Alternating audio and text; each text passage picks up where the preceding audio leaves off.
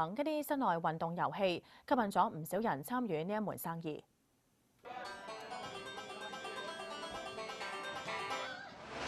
閃避球配合燈光元素，成為時下流行嘅運動遊戲。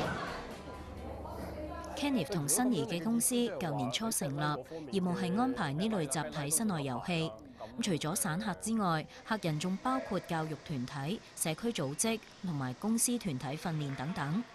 Kenneth 話：呢門生意嘅開業門檻唔算高，幾十萬就可以，吸引唔少新加入者競爭。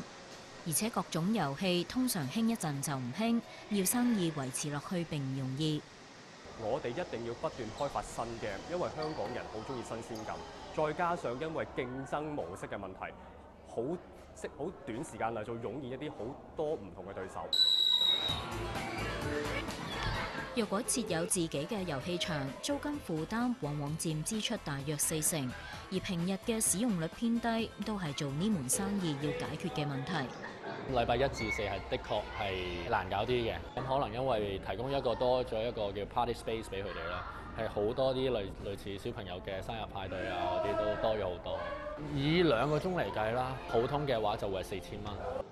不過運動始終有一定嘅危險性，要確保參加者遵守遊戲規則，仲要做好保險安排，先至可以減低做呢門生意嘅風險。無線電視記者周少芳報道。第7輪中美戰略